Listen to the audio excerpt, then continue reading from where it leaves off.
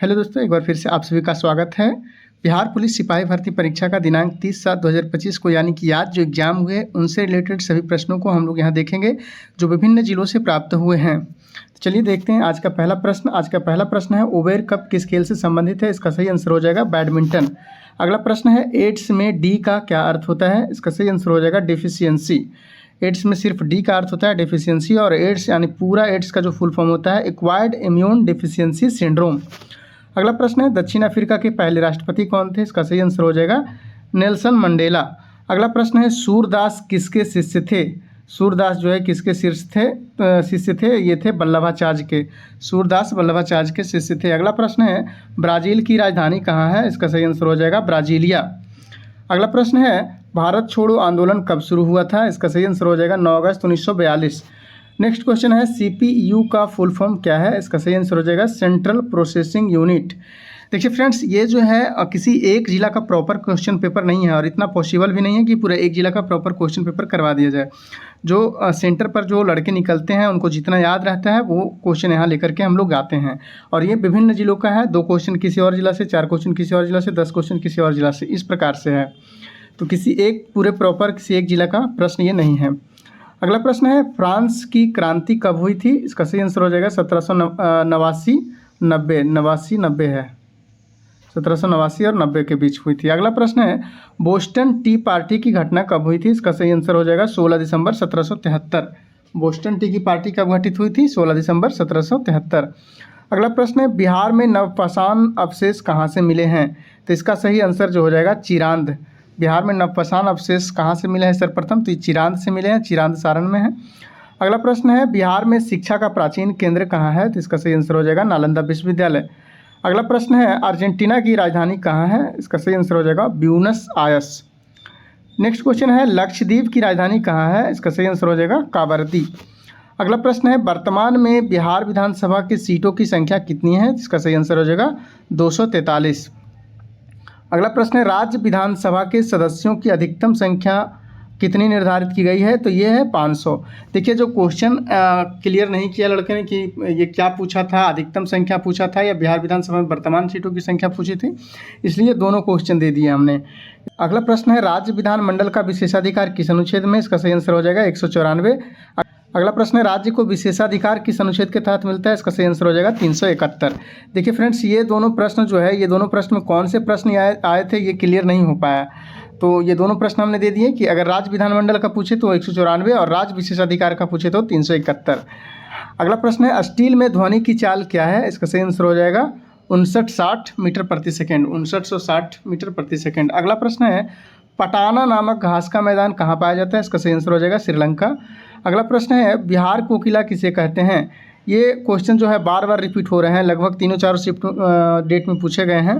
बिहार कोकिला किसे कहा जाता है? तो ये शारदा सिन्हा को कहा जाता है, और शारदा सिन्हा की मृत्यु जो है 5 नवंबर 2024 को ईस्वी को हुई थी। तो किसी में पूछा गया कि शारदा सिन्हा बिहार कोकिला किसे कहा जाता है, और किसी में पूछा गया कि बिहार कोकिला शारदा सिन्हा की मृत्यु कब हुई थी। देखिए अगला प्रश्न है शारदा सिन्हा को कौन सा पुरस्कार मरणोपरांत मिला है? इसका सही आंसर हो जाएगा पद्म विभूषण 2025 में। अगला प्रश्न है विंबलडन ट्रॉफी किस खेल से संबंधित है? इसका सही आंसर हो जाएगा टेनिस। नेक्स्ट क्वेश्चन है भीम बांध अभ्यारण्य बिहार के किस जिले में है? भीम बांध अभ्यारण्य जो है मुंगेर में है। ये भी क्वेश्चन बराबर रिपीट हो रहे हैं। अगला प्रश्न है वाल्मीकि टाइगर रिजर्व किस जिला में है? यह है पश्चिम चंपारण में। ये भी चारों डेट में पूछे गए हैं। अगला प्रश्न है मौर्य काल में हाथी का छाप किस अभिलेख में है? इसका सही आंसर हो जाएगा हाथी गुम्फा अभिलेख। अगला प्रश्न है मेघालय में किस पार्टी की सरकार है? इसका सही आंसर हो जाएगा NPP नेशनल पीपुल्स पार्टी का। अगला प्रश्न है महाभारत के नायक कौन है? महाभारत के नायक अर्जुन और कृष्ण दोनों हैं। अर्जुन जो है नायक हैं और कृष्ण महानायक हैं। अगर ऑप्शन दोनों होंगे तब तो फिर कन्फ्यूजन है, दोनों नहीं होंगे तो कोई एक आप टिक कर लीजिएगा। तो कृष्ण महानायक हैं और अर्जुन नायक में। अगला प्रश्न है वृक्षों और झाड़ियों के अध्ययन को क्या कहा जाता है? इसका सही आंसर हो जाएगा डेंड्रोलॉजी। वृक्षों और झाड़ियों के अध्ययन को डेंड्रोलॉजी। अगला प्रश्न है बेंजीन में पाई और सिग्मा बॉन्ड की संख्या क्या है? इसका सही आंसर हो जाएगा पाई के 3 और सिग्मा के 12। अगला प्रश्न है धन विधेयक का परिभाषा किस अनुच्छेद में है? यह है अनुच्छेद 110 में। इसका सही आंसर हो जाएगा अनुच्छेद 110। अगला प्रश्न है ओम बिरला लोकसभा के कितने नंबर के अध्यक्ष हैं? इसका सही आंसर हो जाएगा वर्तमान में 18वीं लोकसभा के अध्यक्ष हैं और ये 17वीं में भी यही थे। तो 17वीं और 18वीं दोनों में ये थे, वर्तमान में 18वीं में है। अगला प्रश्न है किलोवाट घंटा किसका मात्रक है? इसका सही आंसर हो जाएगा ऊर्जा का। अगला प्रश्न है गोविंद वल्लभ पंत सामाजिक विज्ञान संस्थान कहाँ स्थित है? तो इसका सही आंसर हो जाएगा प्रयागराज। अगला प्रश्न है मतविलास प्रहसन किसकी रचना है? इसका सही आंसर हो जाएगा महेंद्र बर्मन। अगला प्रश्न है बिहार का प्रमुख खाद्यान्न फसल क्या है? इसका सही आंसर हो जाएगा धान। अगला प्रश्न है उपभोक्ता संरक्षण संशोधित अधिनियम कब लागू हुआ? तो संशोधित अधिनियम जो है 20 जुलाई 2020 से लागू हुआ। अगला प्रश्न है हॉकी संघ का अध्यक्ष कौन है? तो ये है दिलीप तिर्की। हॉकी संघ के अध्यक्ष दिलीप तिर्की हैं। अगला प्रश्न है भारतीय रिजर्व बैंक के उप गवर्नर कौन है? तो उप गवर्नर जो है पूनम गुप्ता है। इसका सही आंसर हो जाएगा पूनम गुप्ता। अगला प्रश्न है अंतर्राष्ट्रीय गरीबी का आकलन कौन संस्था करती है? इसका सही आंसर हो जाएगा वर्ल्ड बैंक। अगला प्रश्न है नेवेली कोयला क्षेत्र किस राज्य में है? इसका सही आंसर हो जाएगा तमिलनाडु। नेक्स्ट क्वेश्चन है झूम कृषि को किस राज्य में पेड़ा के नाम से जाना जाता है? इसका सही आंसर हो जाएगा आंध्र प्रदेश। अगला प्रश्न है काल वैसाखी का संबंध किस राज्य से है? इसका सही आंसर हो जाएगा पश्चिम बंगाल। नेक्स्ट क्वेश्चन है मेजर ध्यानचंद पुरस्कार किस खेल में दिया जाता है? इसका सही आंसर हो जाएगा हॉकी। फ्रेंड्स, अगर हमारी मेहनत और वीडियो आपको पसंद आ रही हो तो वीडियो को जरूर लाइक करें और चैनल अभी तक आपने सब्सक्राइब नहीं किया है तो चैनल जरूर सब्सक्राइब करें ताकि इसी तरह का वीडियो आपको देखने के लिए मिलते रहे। अगला प्रश्न देख लेते हैं। अगला प्रश्न है 55वां अंतर्राष्ट्रीय फिल्म महोत्सव कहाँ आयोजित हुआ? तो इसका सही आंसर हो जाएगा गोवा। अगला प्रश्न है 55वां अंतर्राष्ट्रीय फिल्म महोत्सव कहाँ आयोजित हुआ? ये हुआ गोवा में। 56वां भी जो है गोवा में ही आयोजित होगा। 56वां भी कहाँ होगा? गोवा में ही। अगला प्रश्न है बिस्मिल्लाह खां को पद्मश्री पुरस्कार कब दिया गया था? इन्हें दिया गया था वर्ष 1961 में। अगला प्रश्न है सिख धर्म के 10वें गुरु कौन थे? तो ये थे गुरु गोविंद सिंह। सिख धर्म के 10वें गुरु गुरु गोविंद सिंह। अगला प्रश्न है रामानुजाचार्य किस संप्रदाय से जुड़े थे? इसका सही आंसर हो जाएगा वैष्णव धर्म से। रामानुजाचार्य वैष्णव धर्म से जुड़े थे। अगला प्रश्न है बड़ी जी का मान किस पर निर्भर करता है? तो जो है इसका मान किस पर निर्भर करता है? इसका सही आंसर हो जाएगा किसी भी वस्तु के द्रव्यमान या स्थान पर निर्भर नहीं करता है। यह जो है स्थिरांक है जिसका मान पूरे ब्रह्मांड में एक समान होता है। बड़ी जी का मान जो है यह स्थिरांक है जिसका मान पूरे ब्रह्मांड में एक समान रहता है। अगला प्रश्न है किस स्वतंत्रता सेनानी की मृत्यु लाहौर जेल में भूखे रहने के कारण हो गई थी? इसका सही आंसर हो जाएगा जतिन दास। अगला प्रश्न है वर्ष 2011 की जनगणना, जनसंख्या नहीं, 2011 की जनगणना के अनुसार बिहार की शहरी जनसंख्या वृद्धि दर क्या थी? इसका सही आंसर हो जाएगा 11.3%। अगला प्रश्न है बखीरा वन्यजीव अभयारण्य किस राज्य में स्थित है? इसका सही आंसर हो जाएगा उत्तर प्रदेश। अगला प्रश्न है महात्मा गांधी जलप्रपात यानी कि जोग जलप्रपात इसी को कहते हैं, तो महात्मा गांधी जलप्रपात किस नदी पर है? इसका सही आंसर हो जाएगा शरावती नदी पर। अगला प्रश्न है बड़ी जी का मान किसने दिया था? इसका सही आंसर हो जाएगा हेनरी कैवेंडिश ने। अगला प्रश्न है नियत वेग से किसी वस्तु के ऊपर या नीचे जाने पर क्या प्रभाव होगा? इसका प्रभाव कोई त्वरण नहीं होगा। नियत वेग से जब कोई वस्तु ऊपर या नीचे जाएगी तो उसमें कोई त्वरण नहीं होगा। अगला प्रश्न है खजुराहो का मंदिर किस लिए प्रसिद्ध है? इसका सही आंसर हो जाएगा अपने प्राचीन और भव्य मंदिरों के लिए प्रसिद्ध है। अपने प्राचीन कला और भव्य मंदिरों के लिए प्रसिद्ध है। अगला प्रश्न है आर्म्स एक्ट कब पारित किया गया था? इसका सही आंसर हो जाएगा 1959 ईस्वी में। नेक्स्ट क्वेश्चन है अंत्योदय योजना कब लागू हुआ था? इसका सही आंसर हो जाएगा 25 दिसंबर 2000 को। अगला प्रश्न है अंकोर वाट का मंदिर किसने बनवाया था? इसका सही आंसर हो जाएगा सूर्यवर्मन द्वितीय ने। नेक्स्ट क्वेश्चन है बिहार में सर्वाधिक किस फसल का उत्पादन किया जाता है? इसका सही आंसर हो जाएगा लीची।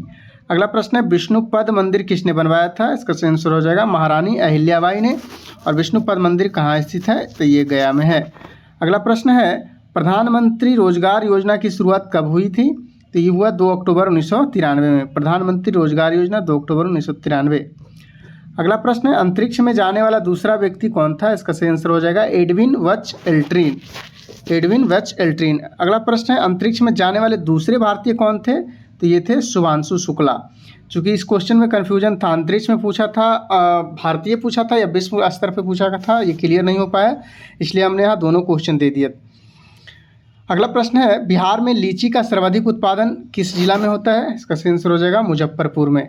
नेक्स्ट क्वेश्चन है 1857 की क्रांति में दिल्ली से नेतृत्व किसने किया था? इसका सही आंसर हो जाएगा बहादुर शाह जफर ने। अगला प्रश्न है मैला आंचल के लेखक कौन है? इसका सही आंसर हो जाएगा फणीश्वरनाथ रेणु। नेक्स्ट क्वेश्चन है बिहार की पहली महिला उप मुख्यमंत्री कौन है? ये रेणु देवी थी। बिहार की पहली महिला उप मुख्यमंत्री रेणु देवी थी। अगला प्रश्न है NHPC की स्थापना कब हुई? इसका सही आंसर हो जाएगा 1975 में। NHPC की स्थापना वर्ष 1975। अगला प्रश्न है रतन टाटा की जीवनी किसने लिखी? इसका सही आंसर हो जाएगा थॉमस मैथ्यू ने। अगला प्रश्न है बिरसा मुंडा का जन्म कब और कहाँ हुआ? इसका सही आंसर हो जाएगा 15 नवंबर 1875 रांची में। अगला प्रश्न है जलियांवाला बाग हत्याकांड कब हुआ था? ये हुआ था 13 अप्रैल 1919 को। अगला प्रश्न है ओलंपिक खेल की शुरुआत कब से हुई? इसका सही आंसर हो जाएगा 1896 ईस्वी से। नेक्स्ट क्वेश्चन है दक्षिण की गंगा किस नदी को कहा जाता है? इसका सही आंसर हो जाएगा गोदावरी। अगला प्रश्न है बिहार में सबसे ज़्यादा दिन तक रहने वाले मुख्यमंत्री कौन है? सबसे ज़्यादा दिन तक रहने वाले मुख्यमंत्री नीतीश कुमार है। अगला प्रश्न है दूध से दही जमना किस प्रकार की अभिक्रिया है? तो यह है रासायनिक अभिक्रिया। अगला प्रश्न है PPT का फुल फॉर्म क्या होता है? PPT का फुल फॉर्म होता है पावर पॉइंट प्रेजेंटेशन। इसका सही आंसर हो जाएगा पावर पॉइंट प्रेजेंटेशन। अगला प्रश्न है दिल्ली चलो का नारा किसने दिया था? इसका सही आंसर हो जाएगा सुभाष चंद्र बोस। अगला प्रश्न है कांग्रेस का 53वां अधिवेशन कहाँ हुआ था? इसका सही आंसर हो जाएगा रामगढ़ में। नेक्स्ट क्वेश्चन है अनुच्छेद 167 क्या परिभाषित करती है? तो ये करता है मुख्यमंत्री के राज्यपाल को सूचना देने के संबंध में कर्तव्यों को परिभाषित करते हैं अनुच्छेद 167। अनुच्छेद 167 क्या है? मुख्यमंत्री के राज्यपाल को सूचना देने के संबंध में कर्तव्यों का उल्लेख अनुच्छेद 167 में। अगला प्रश्न है अंतर्राष्ट्रीय भ्रष्टाचार विरोध दिवस कब मनाया जाता है? इसका सही आंसर हो जाएगा 9 दिसंबर को। अगला प्रश्न है चिपको आंदोलन किससे संबंधित है? तो ये पर्यावरण संरक्षण से संबंधित है और इसके नेता कौन थे? ये थे सुंदरलाल बहुगुणा। अगला प्रश्न है CISF का फुल फॉर्म क्या होता है? इसका फुल फॉर्म होता है central industrial security force. Central industrial security force. अगला प्रश्न है हथेली पर सरसों उगाना मुहावरा का अर्थ क्या है? इसका सही अर्थ हो जाएगा असंभव कार्य करना। अगला प्रश्न है उच्चारण का संधि विच्छेद क्या है? इसका सही आंसर हो जाएगा उत् प्लस चारण बराबर उच्चारण। अगला प्रश्न है भारत का दूसरा खाद्यान्न फसल कौन सा है? गेहूं। पहला खाद्यान्न फसल धान था और दूसरा गेहूं हो जाएगा। फ्रेंड्स आज का ये लास्ट क्वेश्चन था। वीडियो अगर पसंद आया हो तो लाइक ज़रूर करें। लाइक करने से हमें इसी तरह की और वीडियो लाने के लिए मोटिवेशन मिलती है। और अगर चैनल अभी तक आपने सब्सक्राइब नहीं किया हो तो चैनल ज़रूर सब्सक्राइब करें ताकि नेक्स्ट वीडियो का नोटिफिकेशन आपको ज़रूर मिले। चलिए मिलते हैं नेक्स्ट वीडियो में, तब तक के लिए जय हिंद, जय भारत, जय बिहार।